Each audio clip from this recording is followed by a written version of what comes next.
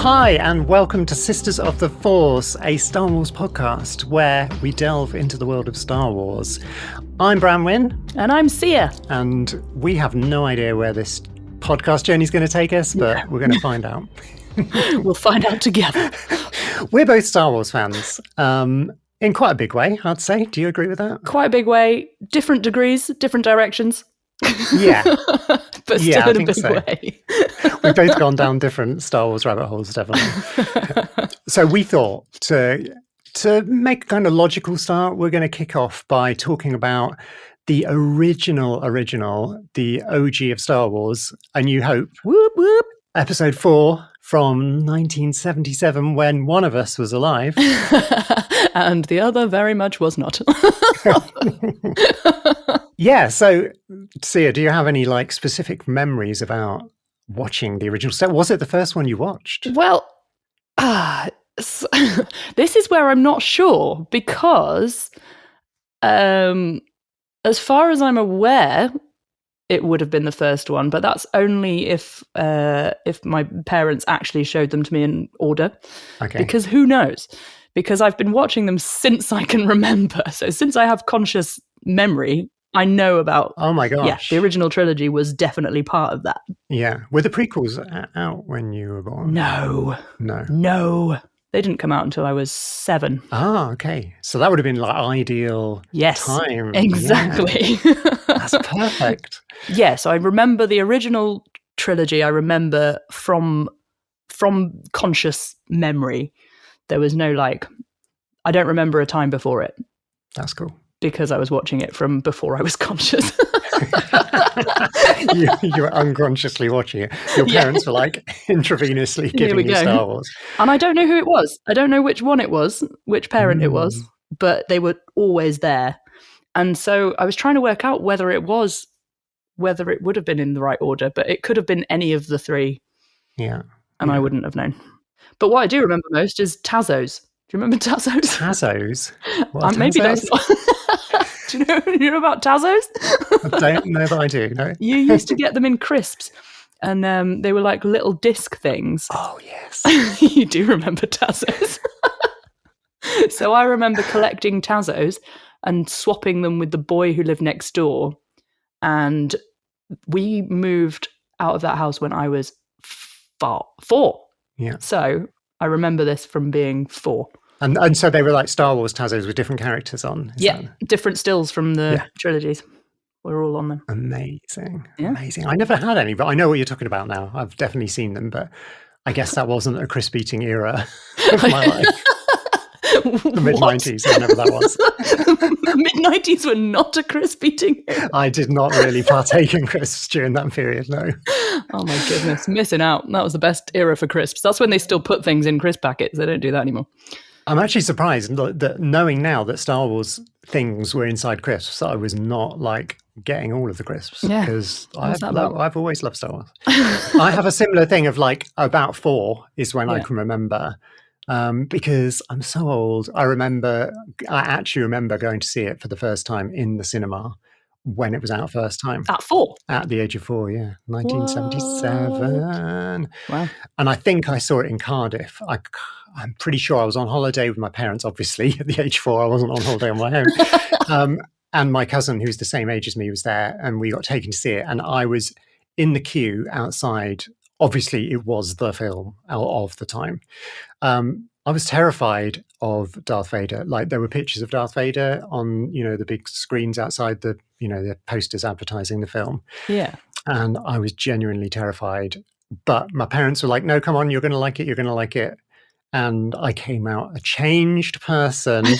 I mean, not there was much of my person to start with, but I was obsessed. Wow. And and what's really weird to think is that's probably, I think I might have seen it twice. I might have been able to blag my way to go and see it twice at the age of 4. And then after that, I probably didn't see it again until about 1983 or something, when videos came out and we could actually, I don't know whether it might have been on TV before then, I'm not sure. But then once it was on TV the first time, I obviously videoed it, it would have been on at a Christmas. Yeah. And I know I've had multiple VHS copies of it over the years, and I definitely remember in my teens at school, I would get up early in the morning before going to school and have breakfast, watching about half an hour of it, just on a loop. You know, was it always the same half an hour? no. No, I would get through the whole film in How do VHSs work? Yeah, it would mean, you just stop it wherever you got to, and then I do know how they work. I'm joking. But it would mean I was probably watching it once a week, and then in the summer holidays I would watch it like in full, whole, weeks of school holidays watching it. The other reason this particular film is embedded into my DNA so much, as if that isn't enough, is that 1982, I think, or 1983, somewhere around then, an American company did a radio adaptation of it, which was like half-hour episodes, and there were 12, I want to say, maybe 13 half-hour episodes. So if you do the maths, that's pretty long. It's like 6 hours or something of just that first movie. And they added lots of scenes. There were scenes from the novelization, which you can't actually get anymore, which I've still got a copy of, I think, which George Lucas is credited as the author, but he absolutely did not write. I mean, most of it is a pretty faithful adaptation of the film, but there's loads at the beginning. And in fact, in the radio drama, like the first 2 half-hour episodes, I think, are nothing to do with the film at all. It's like Leia before she gets on the Tantive 4 and she meets Vader out in a battle somewhere. And there's a whole load of stuff with Luke and his friends on Tatooine.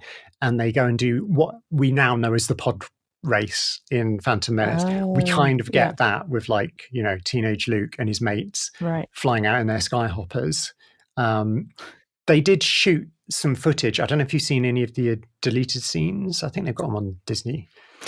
Potentially at some point. There's some good deleted scenes that they shot on Tatooine where Luke goes to he's out fixing a moisture evaporator or something, and he looks up through his macro binoculars and he can see flashes in the sky, and he's like, oh my god, there's a battle going on. He races off in a land speeder, leaving this poor old Treadwell unit by the evaporator, and gets to there's like a kind of a mechanic store, I think, with some characters called Deke and Cammy and Windy and Fixer. God, how do I remember all these names? And his friend Biggs. His friend Biggs is there, and Biggs has been off joining like the academy. Wait. Yes. See, this is one of my questions. Yeah. Why the bloody hell did they let Luke just join in straight away? Well, I think they were desperate for pilots. Okay. How many of them does he know? Well, he doesn't. He only knows Biggs. Like, it's pure chance that he meets Biggs in the audio drama, which is absolutely not canon at all. It's like now considered a relic. Right. But it's got a pretty good sequence when he arrives and he sees Biggs and they reunite. Because obviously we don't get that in the movie now. We do get Biggs in the movie now. Yeah. We didn't in the original cut. He wasn't in it at all. That was one of the additions in the special edition in the late 90s. Okay. Yeah. He arrives, he meets Biggs. Biggs introduces him to like the kind of captain of the wing, the X-Wing squad, whatever. Yeah. And they put him through some like simulator tests. And he does really, really well. And they're like, you're amazing. We need you. There's an X-Wing free here. Off you go. Okay. So, because I watched it this morning. you do. And I'm a freelancer. I do what I like.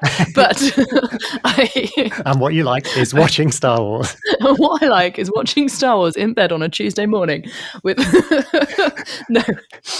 I was doing my admin at the same time, to be fair. But I was thinking this is a little bit of whiplash, because I was like, this seems very soon that they're just like, yeah, here, hi guy that we haven't met before. Here, have an X-Wing, off you go. Yeah. And I mean, frankly, he's like a 18-year-old brat who just turns up as though he owns the place. Yeah, I mean, I think that is weird. Like, I can't remember watching the film, because although I do have vague memories of seeing it like pre the radio play thing. Yeah. Most of my memories about Star Wars in the early times of, like, as I really got to know the film, were through the audio play, because I had it on cassette. As they put it on Radio 1 at lunchtimes, like every day for a week or so. As they do.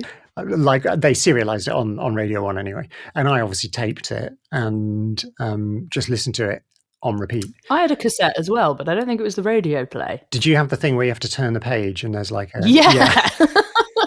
I had the learn to read one. Yeah, that was a very abridged. This is the opposite of abridged. This is like... Okay, it this was isn't even longer. unabridged. This is like extra bridged. Oh, what? Super bridged.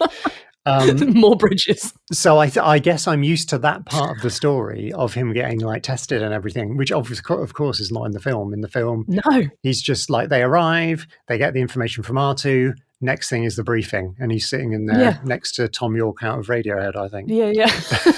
The guy who's telling about the one frats. Obviously. Just looks a bit like Tom York. Next time you watch it, look out for Tom York. I watched it this morning. Oh dear. I didn't see Tom York. Yeah, he's being a bit moody to Luke and saying, how are we supposed to hit it? You know, like... Oh yeah. I remember that line. Don't let me get started on these kinds of details. Fair enough. All right. So what did you love about it? I mean, clearly you love Star Wars because you keep coming back for more. I do. What do you think it was about, particularly the original trilogy then, knowing, you know, back then? What grabbed you about I it? don't know. I think I've got very, very early memories of playing pilots. Yeah. So like being left with a childminder, and she had to play TIE fighters with me all day. Amazing. That was just what happened. So you were like piloting things yourself? Yeah. Again, I was a child. I have no idea what was going on in the context. But also, I remember getting those books with the turn the page cassettes that went with them. So I did teach myself to read with those, and I remember getting those. And that must have been 3rd or 4th birthday, I think. Yeah. So there was already a deep love then. Yeah. We found tangent. We found a Star Wars figure on the garage roof, and it was the little guy. He's got 3 eyes. Reese. Is it Reese? Yeah, maybe. He had like a brown suit on. And fleshy pink head with 3 little stalk eyes. Yeah, we found him on the garage roof, and I just remember climbing out on the roof to get him. That's such a niche figure to find, just randomly. Not like Chewbacca. It was just in my collection. No, Reese, the Gran from Jabba's palace. So he was in my collection. Cool. And I did build up quite a collection. So I think it was just like, it was all the space stuff. I liked the imagery and the being able to fly, and it's kind of go-kartiness, and it was very exciting. Just found the whole thing really, really exciting, and it was quite interesting watching it back and going, oh, this is really quite like tame by a lot of standards. It just seemed so sweet and innocent when I watched it today. I was like, oh, it's really weird revisiting it. I mean, I've probably seen it like way over 200 times, and when I come back to it, it still feels like I've never seen it. It's really weird. It's like this kind of strange phenomenon where, like, I know every word of it. I know every shot, like every single detail. Well, not every single, but lots of details. But it still always feels like a new film. And I still get like anxious. I noticed we were watching it, and in the trash compactor scene, like me and my mum were getting really edgy. Yeah. Like, and we know what happens. It's all going to be fine, you know. But I wonder if that's something to do with watching it so young, though, because that scared the absolute bejesus out of me. That whole scene, it's terrifying. And that whole sequence. I mean, so scary. We'll get onto it, but like Bender, it has a lot to do with that. Like that droning sound effect, and it's gradually going up in pitch. And you don't really notice it, and they keep cutting away to 3PO and R2 and then back. But every time the sound has gone up a gear, it's like I mean, it's so Yeah. unrealistic because if there was a motor driving those walls, it would just be a constant thing. Yeah. But it's like as it gets closer, it goes up a semitone or Yeah. something. It's super Yeah. cool. But yeah, we'll get onto the sound. Yeah. That's That's another thing. yeah. Sidebar comment: Seah and I are both sound people. We both work in sound. We're both musicians, and we're both into recording. And Seah's done quite a bit of film sound. I've done a little bit of that. So we are very geeky on the sound side of things. So you can expect us to be going in a bit more detail, maybe with that side of it, which I love. To talk more about that. Yeah. Yeah. So have you got any like favorite moments or characters or lines or anything? Favorite moments? I love the drama. I love how like dramatic a lot of it is, and there's just some like, I wrote down one of my favorite moments. It made me laugh so much today. Where is it? Oh, it's just Darth Vader going, "I sense something. It's a presence I've not felt since," and then he just walks away. Never like just flounces off. So the deck officer guy is just like, what? Yeah. What? And they're all just looking at him like, what? Like, imagine doing that in real life. Your boss just like says something like that and then just walks off dramatically. But to be fair, now we know what we know about Anakin and Kenobi's It makes history. sense. He just wanted to get away from whatever. It's just, it just cracked me up. It made me laugh so much. Yeah. And also like all of I loved how human the droids are in this one. I think like maybe in the later ones when they're more CGI, they feel less less human, and it kind of ruins it a bit. But like there's a lot of R2 and C-3PO banter that I really enjoy. The banter is like unsurpassed. It's flawless. It's from the moment we see them. Like, I mean, the first like third of the movie is pretty much their story. It's them, yeah. Have you seen Hidden Fortress, by the way? No. That's a Kurosawa movie that like is based on. Yeah, the two droids are like two villagers, I think. Okay. I've not seen it either, I have to admit, although I'm a Star Wars fan. I've not watched Hidden Fortress, but one day I will. Maybe one of our episodes is going to be we can talk about that, like Hidden Fortress rewatch. Yeah, they're the storytellers in Hidden Fortress, really. And it kind of is in this. They are like the continuous thread. Yeah. Like we meet them before we meet Luke, and you know, we follow them to Luke. But yeah, the banter is off the scale. It's just so funny. The bit where they're on Tatooine when they first come out the escape pod and they go separate ways. 3PO's losing his mind. Yeah. And R2's just like, screw you, I know what I'm doing. Yeah. Truth was, neither of them knew what they were doing. And they both got picked up for scrap, so... the robots are brilliant. And I know what you mean, the humanity of them is great. Yeah. I think all of that stuff, like I was going to say, one of my favourite bits is, of all Star Wars ever, I think, is the cantina scene. I mean, it's like... Oh, God, that's amazing. Such a standout scene. Like, as a kid watching that, you're just... Oh, it's just incredible. Yeah. And all those... costumes and the languages, that was one of the things that I was like, oh my gosh, all of the different languages that are going on around them. Yeah. It's just, you're tapping into tiny little bits of conversation. And it's like, someone's had to go and make all of that. Yeah. I'll tell you what, before we watch the next one, I've got the Galactic Phrase Book, which is a book, I think it's by Ben Burt. I think he certainly compiled it, I think. And it's got like phrase, it's just like a phrase book for all different races, and like there's Hutties in there and Ewokies. Yeah. They did go deep, I think. Yeah, and it's not just like languages, it's the tones of the voices. There's a couple of Duros speaking, and they're just like got this weird metallic tone to their voices. And then there's like the spy that's following them to Docking Bay 94, the Kubaz with the kind of trunk, and he's just got that weird squeaky sound. Yeah.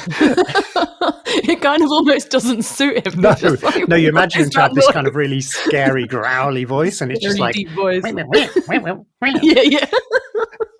I've been rewatching The Mandalorian recently, and there's a couple of Kubars in season 1 of that. There's one in the ice planet that it starts on. I can't remember the name of the planet, and he summons speeders like taxi. He's kind of like a taxi hailer, and he just plays a little flute through, like he stabs the flute up the end of his like Kubar's snout.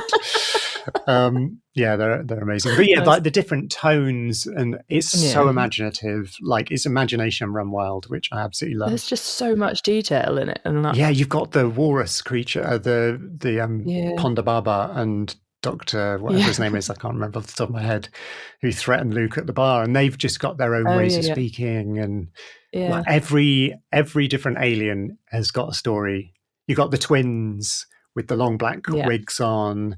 And like the barkeep and the band, figuring down the modal nodes, and they're also chill. And there's a lot of like things happening, and an arm gets cut off, and people are being shot, and everyone's just like, whatever, carry on. It is the classic saloon. You keep waiting for like a bar fight to break out, but it doesn't.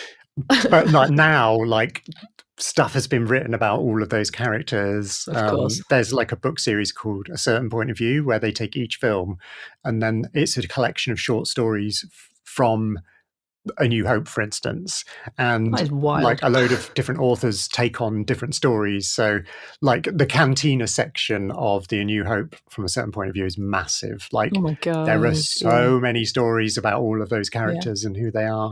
And I think that's become canon, all their backstories. It's wild. Whoa. You can buy the figures of a lot of them. Hasbro, who like obviously manufacture the kids, the action figures and stuff. They do this thing called HasLabs, where collectors can like crowdfund specific designs of toys. Oh, wow. And they've just done the cantina. It's about $250 to buy, but it's like a cantina set, and you get like 4 action figures that go with it, but you can obviously fill it with your own. They're all out there. You can find action figures of loads of those characters.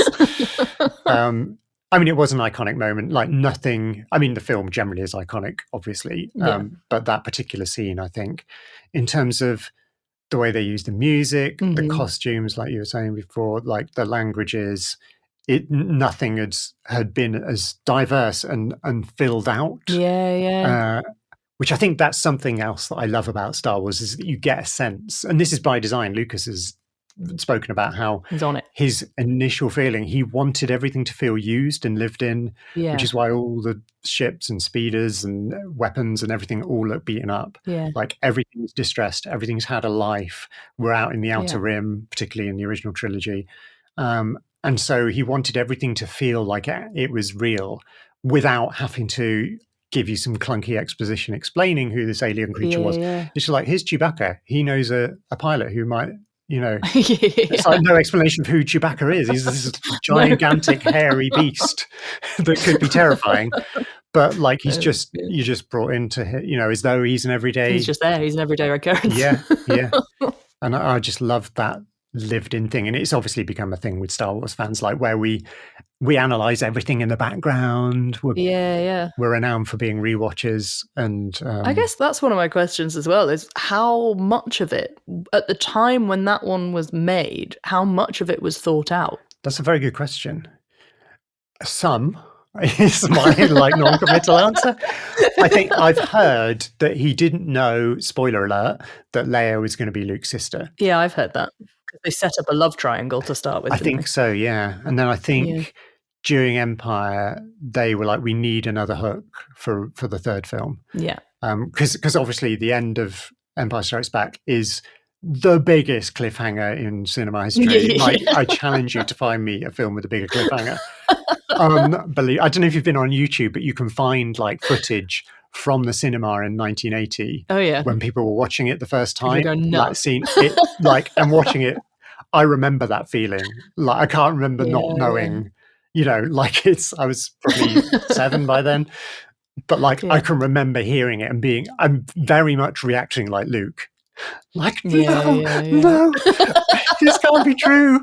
But thinking, but it probably is, else why would they have told us? Even my 7-year-old brain was doing the sort of screenwriting maths of he is, isn't he? Oh my God. So I know, I'm pretty sure that he had that in mind. I think he had the story goes that he had like a 9-film saga in his head. Yeah. He didn't mention that he was starting partway through. Yeah. But I think you can tell by the way he writes that scene with Obi-Wan in Obi-Wan's home. Oh, yeah. And he's telling Luke about the Clone Wars and like years ago, your father and, you know, all that stuff. You did, yeah. You know that Lucas he knows what the Clone Wars are. Yeah. Which is amazing because we didn't until like 1990 something. Later. Yeah. A long time after. I think he had the big picture. Yeah. Pretty sure. We'll never know really what he had for 7, 8, and 9 in his head. Yeah. I think he had written some of it, but I don't know if any of it's out there. Yeah. Obviously, we've ended up with what JJ and Ryan, you know, came up with. But yeah, I think he probably had a fairly good idea of the big picture of what he wanted to do. Yeah. But I'm sure he was also just like coming up with stuff on the fly. Like I know in his original idea, which he did have in his head, because I think when he wrote the original film, I've read some of the early bits of it. I've got an amazing like the making of Star Wars book, like a big coffee table book, and it's got some like screenshots or copies of like his original sketches of scenes and sort of outlines and stuff. And I think he was trying to cram more into that first film. Yeah. Like, and get to what the end of what we know now is Return of the Jedi into the first film. And that they were going to go to the Wookiee planet and the Wookiees were going to be the ones that the Empire were like, you know, invading, which we then see in episode 3. Yeah, episode 3. Yeah. That was back in. But then like I don't know, somebody's idea it was to make them Ewoks because they appealed to kids more, and like the marketing possibilities of Ewoks are pretty phenomenal, which is odd because there aren't, like, I never had an Ewok cuddly toy. I did. Not an Ewok cuddly toy, but it was the figure. Yeah. I definitely had lots of Ewok figures. Yeah, I had them. And I tried, oh my gosh, I wonder if it's here. I did try and make an Ewok once. Wow. It will be here because my dad's just dropped off a whole load of cuddly toys that belong to me, and I think it is in there. It's like a cross between an Ewok and a Womble, and it's really badly made because I was probably about 7. An E-Womble. Yeah. Yeah, you definitely need to find that. We'll definitely have to put that on our social media when we've started our social media. It's ridiculous, but yeah, I was very fond of Ewoks. It's interesting because I was 10 when Jedi came out, so I would have been a bit old for soft toys, although I never have been, and I still have soft toys. But I don't remember ever having a soft toy Ewok, and what an absolute missing opportunity! Like to have Wicket, like you know, a sort of 18-inch high Wicket to cuddle in bed. Yeah. Come on, that would have been perfect. You probably can get them now if you go looking, but yeah, one has never stumbled its way into my life, unfortunately. You haven't found one yet. Yeah. But we can come back to Ewoks. We'll come back to that later. We can come back to that. So yeah, rounding back to your question, is some of the story. But not some of the big details. Yeah. I don't know if he had in mind that Yoda was going to be small and, you know, elf-like or there were lots of things that I think he still figured out as he went along. Yeah. And he did obviously work with screenwriters as well. Yeah. After the first one, so they would have had some influence as well. I'm pretty sure. Yeah, I think like the first one was very much his baby. He was doing it on a small budget. Nobody had any expectations. In fact, the expectations were that it was going to be terrible. It was going to be terrible. I think it was probably saved, and this is going to lead me on to my next topical conversation. Go on then. Probably saved a bit by Marcia Lucas, who he married, and she was one of the later editors, and I think she pulled it together, which is really cool. I love that. Yeah. And John Williams. Yeah. And in my breakdown that I scribbled notes on as I was watching the film the other night, my third point of note was John effing Williams. Because I noticed when I put it on the other night, and we have like the 20th Century Fox like ident at the beginning. Yeah. And then it's silence, and you see A Long Time Ago in a Galaxy Far, Far Away over silence. Yeah. And then you get that bang, and my mum literally jumped off the sofa. I jump quite often. And it's designed to, I've heard John Williams himself say, it's supposed to make you like, whoa, where are we? You're supposed to jump. Wake up. And from that moment, I mean, you know, it's cinema history, isn't it? It's ridiculous. Yeah. You're in. Are there any particular bits of the music in New Hope that you loved? I've got one. Yes. That's amazing. Go on, tell me what yours is. I've got one too, and I wonder. It'd be funny if it's the same one. It would be funny if it's the same one. I don't know if it will be. Probably not. One of my all-time favorite bits is while they're like right at the end when they're off trying to blow up the Death Star. It just is so dramatic. It's so intense, isn't it? Like, it's so intense and it's so driving. Yeah. And it's like, but it's kind of, there's loads of random stabs and you don't really know when they're going to happen. Yeah. And that's kind of like, and it matches all the chaos that you're kind of seeing. Yeah. And it makes it even more chaotic because it's not as chaotic as they then are later with CGI effects and stuff. Yeah. So the movement is coming from the music rather than from the visuals. Yeah. And it's really, really cool because if you look close enough at the visuals, it's just people being shaken around in their sets, really, isn't it? Yeah. But the music is like all over the place. And I was not watching it on a big sound system. I was watching it on my laptop, but I was still like kind of jumping with all the stabs. So, the choreography really cool. Of the editing in the trench run, and the music, the way they cut back to the rebel base, and the way they cut to Tarkin occasionally, and then like the internal shots of Vader and the other TIE pilots and Luke and all of Red and Gold Squadron, like you're seeing all of those different perspectives of what's going on. But it's so seamless and so intense. Yeah. And I totally know what you mean. Like the way, I don't know whether Williams, at what stage he was scoring it. Like, because I know that edit would have been changing till, I mean, I think as far as the story it's goes. Been changed again since, lots of times. Yeah, definitely. But even at the time, the story goes, Lucas was in Hollywood somewhere doing yet more last minute edits, and he looked out the window and there was a massive queue of people and he was like, what are they queuing for? And he went out and they were queuing for the first screening at the Chinese theatre. And like he's still making changes and it's out, you know, which is typical Lucas, very on brand for George. It's still happening. So I don't know at which point Williams would have been scoring that bit, but the music does shift from location to location. But it is all like this beautiful segue. Whoever did the sound editing, like the music editing, because that's the job. Good. You know, back then with tape, you know, what? Yeah, I know exactly the bit. When Luke is, you know, he's going down the trench run, Vader's behind him. He's not there yet, but we're getting that jung, jung, jung, jung, jung, jung, and you're thinking, anyway, now, and then it all stops and we get the dreamy flutes and he turns off his targeting computer because he hears Obi-Wan and it's like, we're still not there. It is incredibly well scored. Like the pacing of it is brilliant. My favorite bit, and it always has been, and I've got memories of listening to my vinyl copy that I got for Christmas. Oh, you're just showing off. 77. But unfortunately, my parents didn't quite know what they were buying, and they bought me a kind of electronic disco version of the score, which I've still got. And I didn't know, you know, because like I was 4, I couldn't really tell the difference. I played it endlessly. Excellent. But it's, this weird, like, it's not even like the disco version. There's definitely a disco version of it. Excellent. That's like typical disco, live instruments, live strings and all that. This is electronic. It's like early techno. It must have been way ahead of the curve. Yeah. And the bit that I listen to the most is called TIE Fighter Attack. And it's as they've escaped the Death Star, they've been let go, basically. They've been let go. Yeah. And they come across the 4 TIE sentry ships.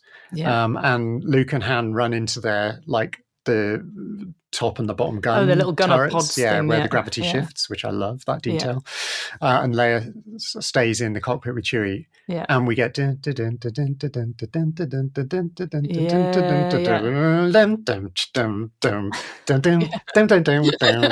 so good. Like, it's just like magnificent orchestrating, which I know John Williams isn't necessarily responsible for that. He would have had a team of orchestrators like fleshing it out. Yeah. But the themes of it, they're great. It's so good. It gives me goosebumps every time. Every single time I watch that scene, I'm just like, this is so good. Nice. I mean, looking back on that scene, it's ridiculous. It's like 4 TIE fighters. I mean, and to be fair, the script, Leia says, that's the only explanation for the ease of our escape, you know, that they're being tracked. Yeah. And Han's like, well, that was easy. And she's like, have you just seen what we've just escaped There from? were 4. And they sent 4 TIE fighters. They're rubbish, basically. They've got fleets of Star Destroyers, as we now know. What about sound? TIE fighters. The TIE fighter scream. TIE fighters. Yes. That's the turn the page sound in the book. Oh. Yeah. So when you hear the TIE fighter scream, that's when you turn the page. Yeah. It's a wonder I can read a book without it now, but yeah. Ben Burt, I mean, he's the godfather of sound design. Is he the first person credited as being a sound designer? I think so. Yeah. Yeah, I should know this. I think they did. I think you might have told me that, so I think you do know that. Okay. Good, I'm glad one of us is paying attention. Yeah, I think they invented the name for him, I think, because he was doing so much more than like your average sound editor or whatever, Foley artist. You know, he was going so far beyond. Yeah. I heard there's, by the way, I mean, obviously keep listening to our podcast, but if you like Star Wars podcasts and you're into sound and music, there's a podcast called Star Wars Music Minute. And already plugging other podcasts. So good. Chrysanthi Tant, she's like a music scholar. And she's really into sound, and she breaks down in each episode of her podcast 5 minutes of a film and talks about all the music and all the sound effects. And she said that Ben Burt, to do this, because this is obviously a long time before digital. Yeah. And so I think he was working on like 10 minutes of the film at a time. Yeah. And he had to like perform that 10 minutes of sound effects with tape machines and mixing desk and effects units, like live. There's bits of video out there. I've definitely seen some bits of video of him doing it. Oh, I'd love to see that. I need to find that. I can't remember where I found it, but there's definitely like, it might be him recreating rather than actually doing it. Yeah. I would imagine it's probably recreating. Yeah, because I think still at that point, everyone thought it was going to be a flop, so nobody would be bothering to film no one was Ben Burt doing this like pioneering work quietly. Yeah. That can only be how he did it, is just having like various tape machines with different sounds and loops and things queued up and having to do it all live through a mixer into a stereo mix or a mono mix. Which is wild. It's unbelievable. We're spoiled today. Like people have no idea, so unless you work in sound, how much we are spoiled now. Like lining up things like, how would he have got like blaster bolt shots, which have to be specifically timed, lined up? Yeah, I can't even imagine. Yeah. So all hail Ben Burt, the father of sound. I'm sure most of you listening know this already, but there's some brilliant stories of how he came up with the sound. Do you happen to know how he made the TIE Fighter, for instance? The TIE Fighter is it's an animal of some sort. Is it an elephant? I think it's an elephant. Yeah, I think it's an elephant. Mixed with something. Mixed with something else. And it's like, it's kind of a similar process to like convolution reverb, I guess, but different. Good. I have a master's in sound design. Just oh, gosh. Just so we're clear. Yeah. For the record. For the record. No pun intended. No, that doesn't mean I know what I'm talking about. It's like a mix of an elephant and something. I've probably got 3 books over there that would tell you exactly what it is. Yeah. Detailing how he did it. He did some brilliant stuff. Somebody pointed this out to me very, very recently, that the lightsaber deactivating is just the reverse of the activating. Yeah. How did I not know that? I don't actually know what that noise is. I think I have heard, but I've forgotten what I don't know what that noise is. The hum is like an overhead projector. Yeah, the hum's a projector and just pointing in a tube. Yeah, the directional mic inside a cardboard tube, and you just swing it around in front of which is genius and sounds so good.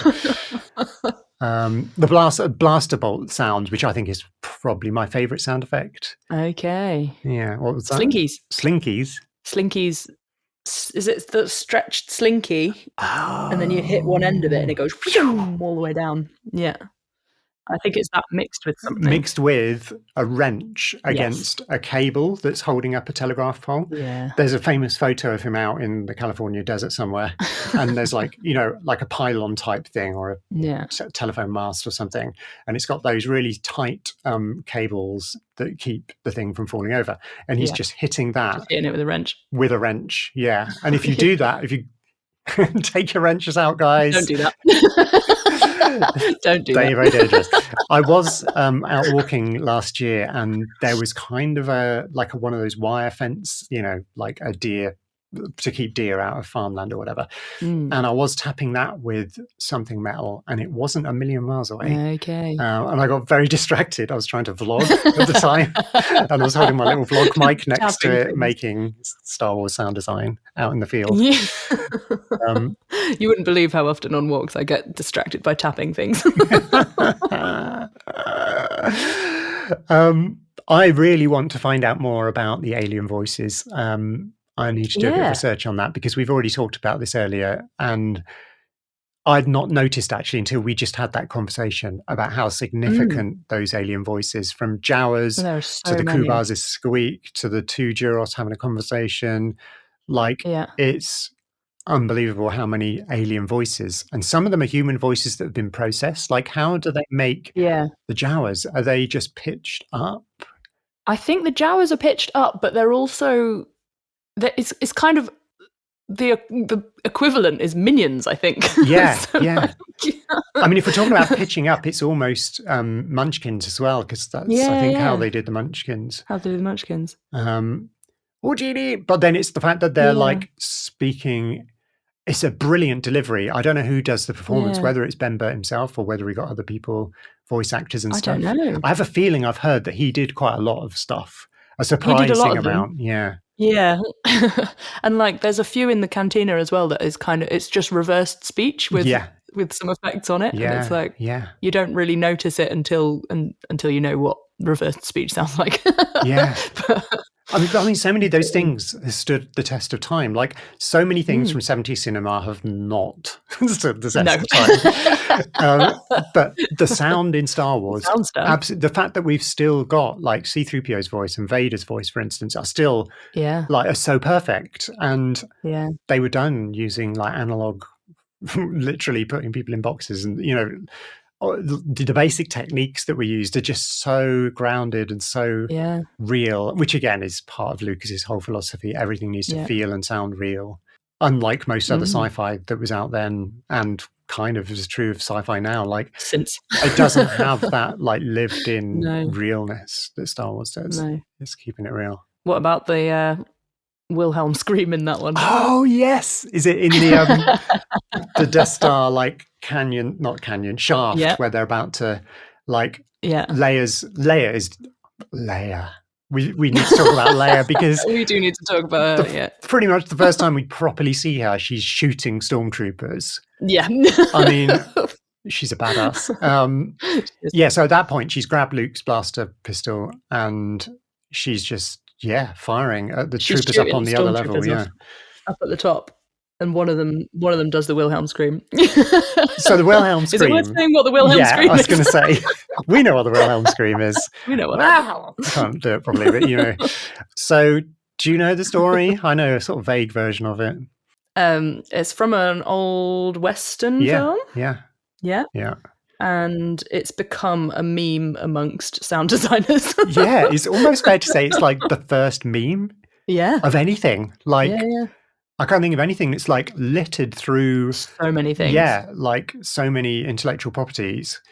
Yeah. It's in most 80s and 90s action films somewhere. Yeah. Lots of video games as well. Yeah. It shows up in games all the time. I'm pretty sure it'd be safe to say it's probably in all of the Star Wars movies if you listen out carefully. It is in every single one. And some of them it's really hard to find. Some of them it's in twice. Oh really? Oh wow. I'm gonna have to, like, as we do the rewatch now, I'm gonna have to look out. To look out for them. But some yeah, of them are really hard. I remember finding all of them bar one, and I was like, this one is not in this one. And then I was like, it is. sneaky, I used a sneaky. YouTube video though, so Yeah, that's okay. cheating. You're allowed to cheat. It's called research. We're fine. Yeah. Yeah, so if you want to listen to the Wilhelm scream, it's a reasonably clear version of it. It's the first trooper that Leia shoots in the Death Star shaft while Luke's trying to sort out whatever he's trying to sort out, his belt. He's unreeling, trying to get the grapple hook thing out. Yeah. And she shoots, and a trooper falls down and does a spectacular scream, and it's from that Western. Yeah, that is the classic. So is Wilhelm, I wonder, is Wilhelm the actor? I can't remember. I think it might be the name of the character, but I can't remember. Yeah. There is I think it's the character. Yeah. And then it's just so used everywhere. Once you've heard it, you can't unhear it as well. So it's very distinctive. That's a warning. It's surprising how it has become such a meme when it is so distinctive. Yeah. But then it's just become a thing where sound designers will hide it in things and edit it slightly and try and get away with it. Yeah. There is another scream. It's a woman's scream. I don't think I've heard it in Star Wars stuff, but it's another one that pops up all over the place, and it's the first place I heard it was Time Splitters, the PlayStation game. But I heard it so much playing Time Splitters that now whenever I hear it, I'm like, it's that scream again. Do you know about Dies Irae? Not sure I'm pronouncing that very well. Ooh, I don't know. Do I? Dies Irae is a piece of music. Okay. I think it's like Renaissance era music. This is ringing bells. And it's like a theme of death. Yes. And it's been used multiple times it's become a meme. Yeah. In fact, maybe Dies Irae is the first meme. The Wilhelm scream is the second. Okay, the Wilhelm scream is the second one. About 500 years apart, it's fine. There is the Dies Irae is used when Luke goes to the farmstead. Yes. Because he figured out that his uncle and aunt are in trouble. Sadly, worse than in trouble. What a brutal scene. Oh my God. That is really brutal, and he underreacts. Yeah. That's the biggest underreaction I've ever seen. He just kind of turns away. Yeah. And that's emo just Luke. like, dude, you've just seen. Caregivers. It's not though that they've just died. You're actually looking. You've just witness these charred corpses. It's horrifying. It's horrific. And the music during that has the Dies Irae theme. John Williams kind of wove it into the theme at that point. I won't sing it because I'm not very good at singing. I won't because I can't remember it. It goes. They made you sing it. Yeah. And then he throws what we now call the Force theme. Over the top. I mean, I don't think Williams intended that to be the Force theme necessarily originally. Yeah. It's just become like a ubiquitous Star Wars theme. But now it's often associated. And I think it's in The Force Awakens, I think, when Kylo tries to summon the lightsaber from where it was lying, and she catches it. Yeah. And the camera pushes in on her, and I think we hear that same theme then with the Dies Irae as well, which is completely misplaced because Finn is not dead, although I suppose we're meant to think he is. Spoiler alert. Spoiler alert. By the way, if you're listening to this podcast, please stop listening if you've not watched at least the main 9 Star Wars films. Because if you've watched at least the main 9, then you are up to date with me. Yes. Because that's pretty much as far as I've got. Oh, we have some work to do. This is my secret reason for doing this podcast. Just force me to watch everything. To watch all of it.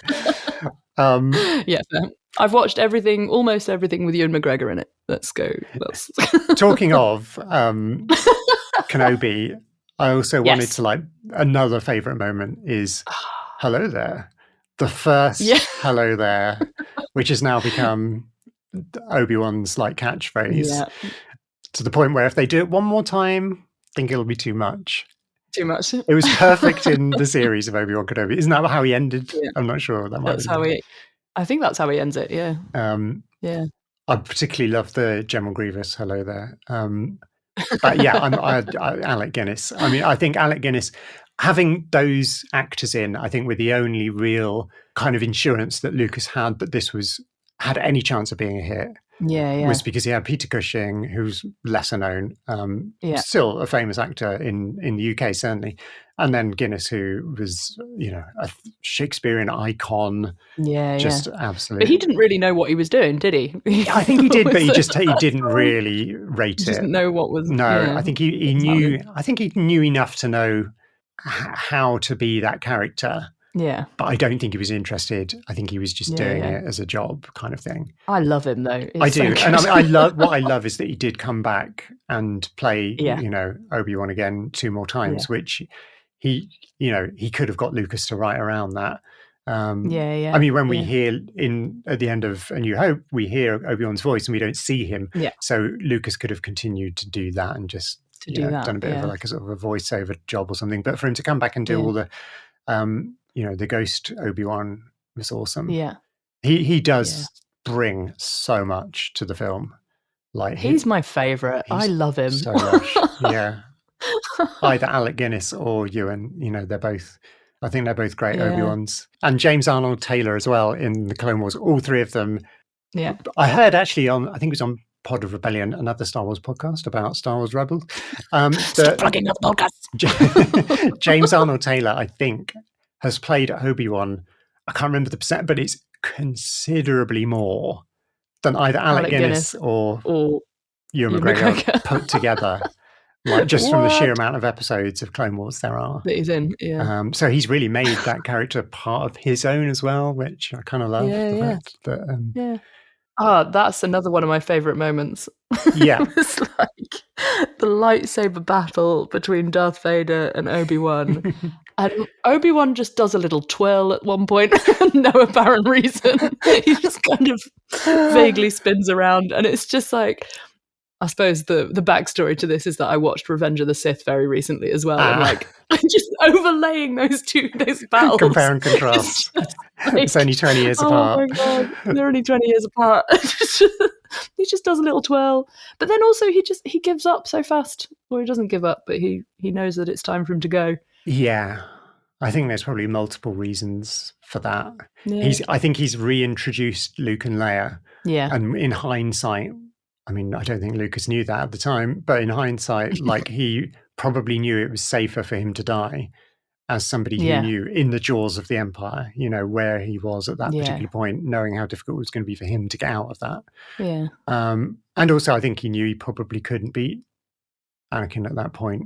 Yeah. Conversely, I was a bit more startled at how physical a fight it was. Yeah. Like in my memory, they just stand there facing each other and, move their lightsabers back and forth. Yeah. But there is a fair amount of movement. There is a movement. Yeah, there's a lot of movement. It was just the twirl cracked me up. Yeah, it's quite funny.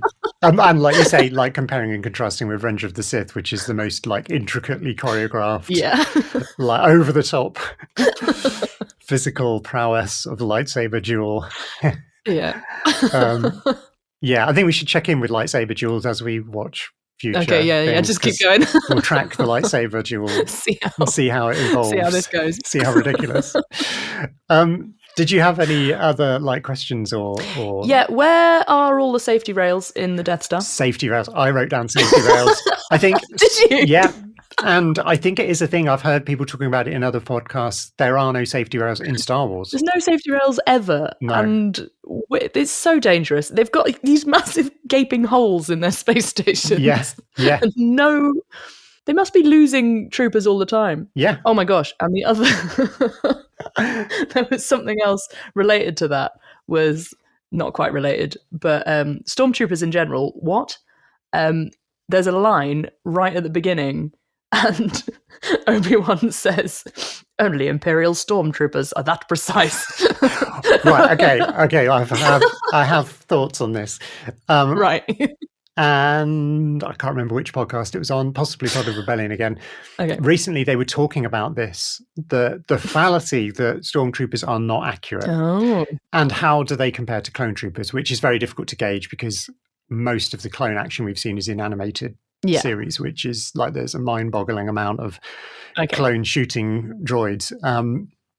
Apparently, statistically, stormtroopers are considerably more accurate than human soldiers in actual military combat in the world. Right. Yeah, there's somebody's tracked it, of course. Of course. I can't remember what the percentage is, but it's something like they have a reasonably good percentage rate of hitting of targets. Okay.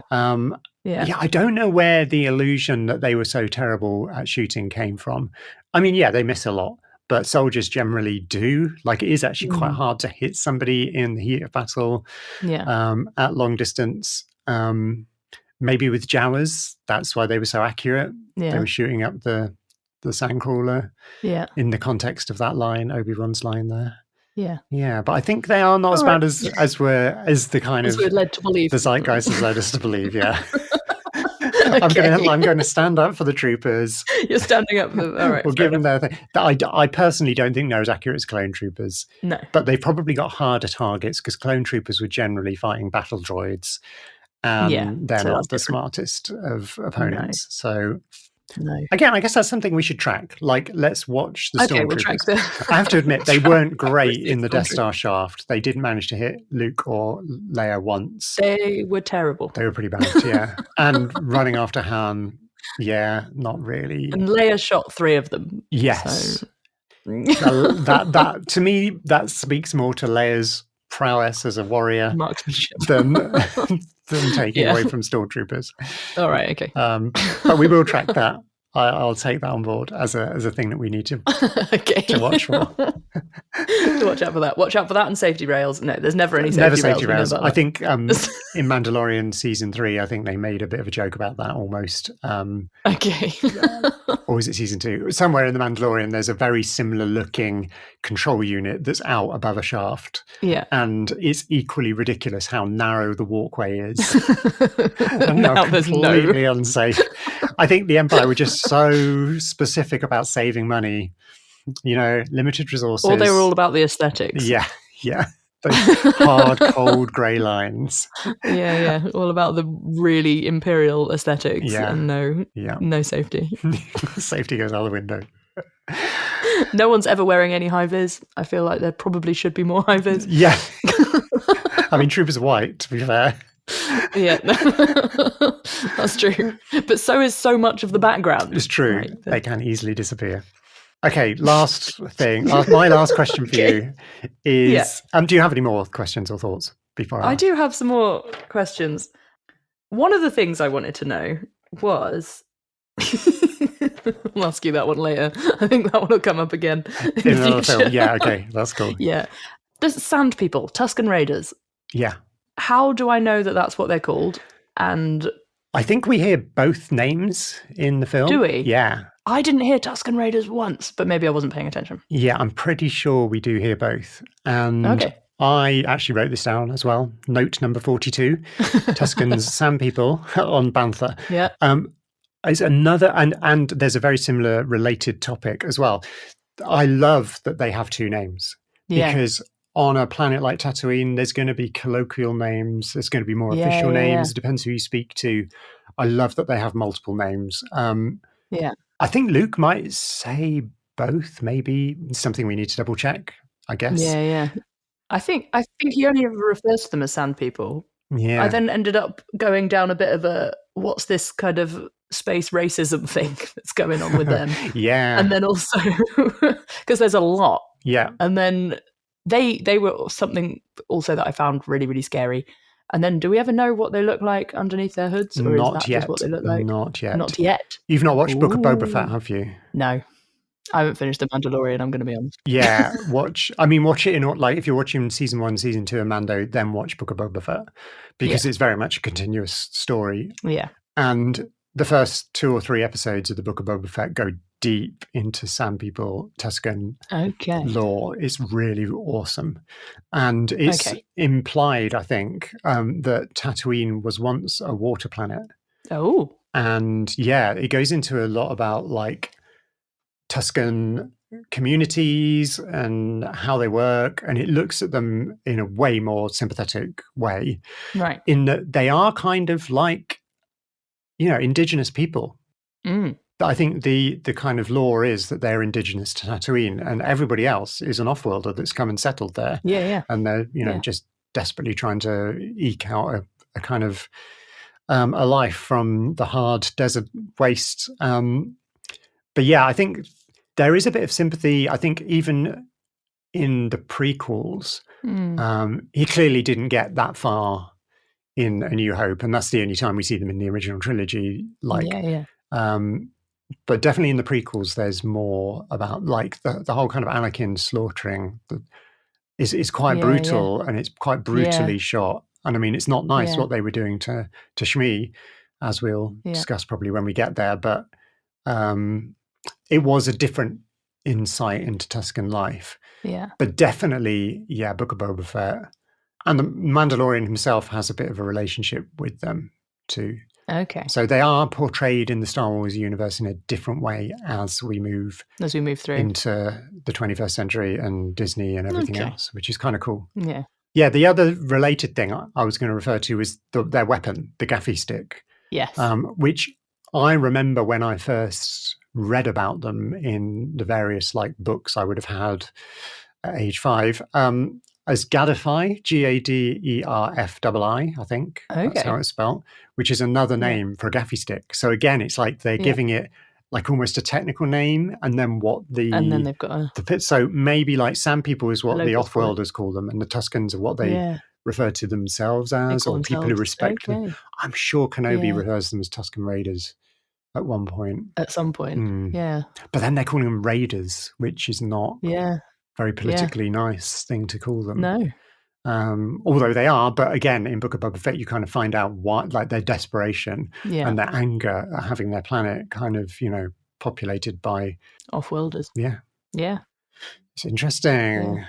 My last observation was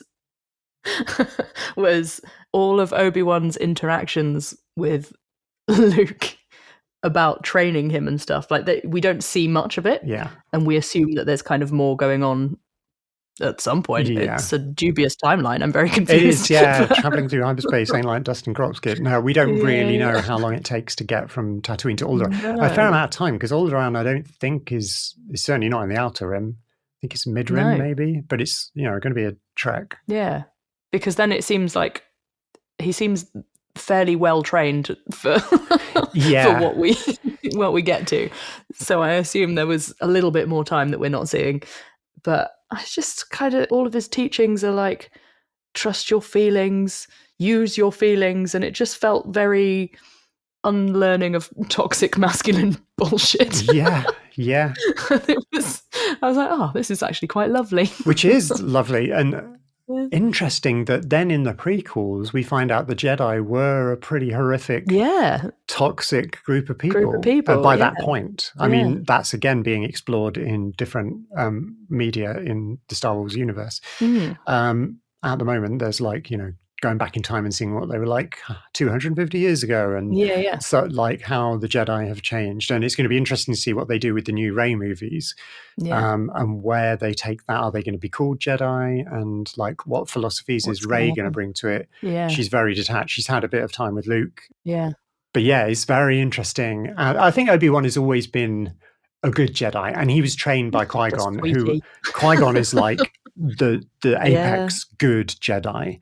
Good Jedi. He's like the Buddha. Yeah, he is very philosophical, much more so than like Mace and Yoda and the rest of them. So Obi did have a good background. Yeah, it is nice. I think going back to the timeline thing, it's hard to tell because there's one slightly jarring thing in that we cut to Luke practicing with his lightsaber and Obi-Wan's training him.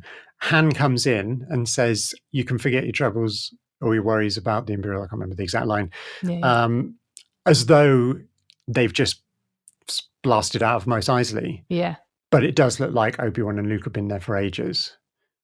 So maybe Han's been in the cockpit for ages, faffing about, like checking systems and repairing things possibly. And then he finally comes in and stumbles upon this, which has been going on for 2 hours. I remember in the Star Wars role-playing game, there was like a gazetteer that told you how long in light year, like, I don't know if it told you about the light year distances, but it told you how long in hours it would take Okay. at one light speed. Yeah. The Falcon's like 0.5, like a quicker, so you can get there in half the time. Yeah. And it was like quite a lot of hours to get from one place to another. I can't remember any of them. I have to look them up at some point because I've still got the books.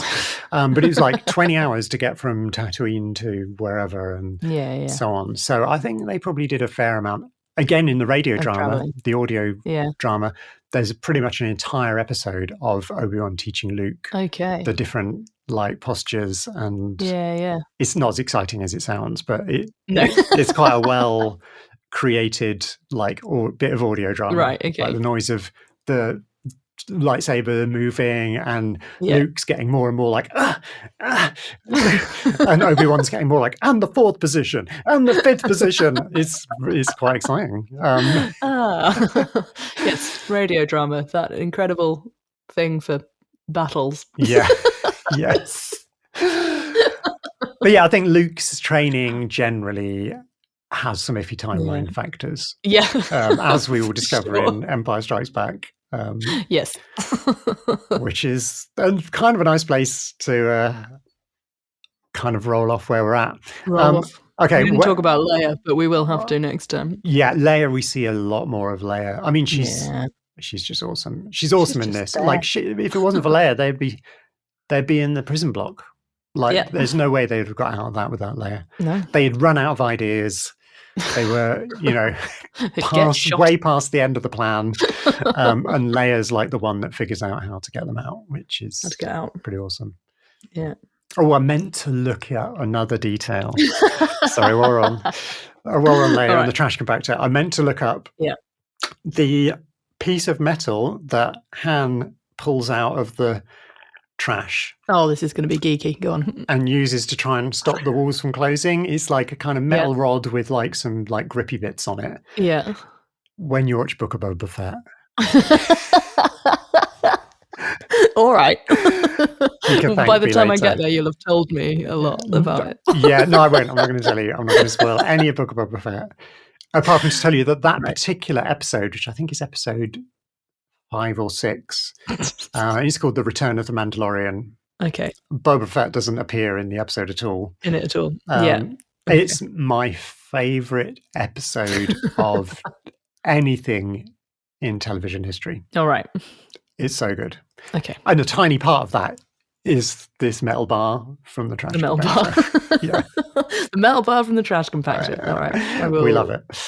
I'll remember that. So how does A New Hope rank for you, like in the world of Star Wars, of what you've seen so far? Like of what I've seen so far from kind of all of my experience of it. Yeah. Oh, I loved it. I love how sweet it is. Yeah. It's just quite sweet. It is lovely. It's a lovely film. It's a really lovely film. And so it ranks quite highly, I think, for me. Yeah. And it just feels like a nice beginning. Yeah. Even though it's the fourth one. Yeah. I mean, it didn't matter that it wasn't the fourth one originally. No, it was just Star Wars. It wasn't even a number. It's very wholesome. And I think it's such a beautifully constructed film and bit of storytelling. It's really unusual. If you can like step out of the whole of Star Wars and just watch it from outside, if you know what I mean. Yeah. Like, it's really interesting how nothing much happens for a good long stretch. Yeah. Like, okay, we have the bit at the beginning with like on the Tantive 4 and Leia's getting the droids off. Once the droids have gone, nothing really happens then until they blast out of Mos Eisley. Yeah. Like, there's a whole lot of farming. A whole lot of setup. And talking and droid banter. Yeah. I mean, there's the cantina scene, which is quite cool and everything, but nothing really happens action-wise. No. It's a very slow burn opening, which I love. Yeah. But once it gets going, it's unrelenting. Like, and then it's just so cool. I'd forgotten the blowing up of the Death Star happened that early on. I was just like, what? Yeah, like our perception of film structure, I mean, not our perception, but film structures have changed considerably. Yeah. And and like what is expected to take a certain amount of time was very different then. Yeah. It'd be interesting to watch it alongside some other 70s, like mid to late 70s movies from a similar genre. I mean, there's nothing really like it, which is why it was such a standout film, because the other sci-fi that was going on then, some of it was cool, but a lot of it was quite slow and definitely not as like intense and roller coastery as this. When did Logan's Run come out? I think about 2 years before, I think Okay. about 75, maybe 76. I mean, I love Logan's Run. Yeah. Like, it's such an iconic film. That's a bonus episode. Yes. I can't believe you brought that up, actually, because most people are like, have we talked about Logan's Run before? I don't know. I've only seen it once. Have you? Yeah, I've seen it lots of times. I've only seen it once with Ollie. I do love it. I seem to remember having spoken with one of you about it at some point. Yeah. I would have regularly brought it up in the past, I'm sure. Because it does, You probably told us to watch it. I maybe did, yeah. But it's brilliant, but it's more typical of the rest of the sci-fi. Like, structurally, it's quite unusual, and I don't know, it's a good one. It is a good one, among quite a few that weren't that good. Yeah, but Star Wars was in another galaxy, another league. Another league. Yeah, another really league. Was. I have trouble ranking it myself. I always would say it was my favourite Star Wars. Okay. But some of that is nostalgic. Yeah. It's the Star Wars I've known the most. It's the Star Wars I know the most. Yeah. But recently I've fallen in love with Rebels, which is an animated show. And it's kind of interesting because I've never been that bothered about animation in the past. Yeah. I mean, I've not disliked it, but it's never been a big thing for me. Like, some people get really, really into it. But having watched Rebels through a couple of times now and listening to the podcast that goes with it, I feel like that is my favourite Star Wars. Okay. Partly because it's very central. There's tendrils of Rebels in everything. Yeah. Like it kind of reaches forward and backwards in time. It's connected to the Clone Wars with Ahsoka. It's connected to the original trilogy in loads of ways with Tarkin and Vader and all that. It ripples out a lot. And it's just really good. It's really like crystallized Star Wars. Okay. It's got droids and aliens and lightsabers and ships and planets and all of the things that it's got Mandalorians. Yeah. You know, it's got the Empire. It's got smugglers. It's got pirates. Like, it's got everything that Star Wars is all in one show, which not everything has all of those things when you actually start looking at it. But I know A New Hope is definitely up there still. I think in terms of films, if someone said you can only watch one more Star Wars film for the rest of your life, it would be that. It'd be that one. Yeah. Oh, I don't know what I'd pick if it was. Oh, that's hard. Well, as we go through, you can see, and I might change my mind. You never know. Well, yeah, you might change your mind. I'm rewatching them for the first time in a long time, I think. I'm trying to remember when the last time I actually sat down and watched them was, and it was probably when we did them all in one day. That was ages ago. That was ages ago. That was a long time ago. And that is potentially the last time, although there might have been a lockdown Star Wars day, but I don't remember much of that. Yeah. It's a bit of blank. I've blocked out lockdown. Wow, this is cool. I'm glad we're doing this then. Okay. Cool. Well, I hope you've enjoyed episode 1 of Sisters of the Force. I have. Good. Have you? Yeah, I've enjoyed it. It's been good fun. I've learned some things. My question was directed at listeners, but I think we should answer that too. Well, I'm also... You've learned some things. Also letting you know, I've enjoyed... Yeah, I think so. Cool. Maybe. Yeah. I know it was just a joy to watch it again this morning. It's so good. I mean... I've been telling people we're doing this podcast, and it's like, it's Star Wars and it's podcasting. 2 things which I love. And you. Good things. Perfect.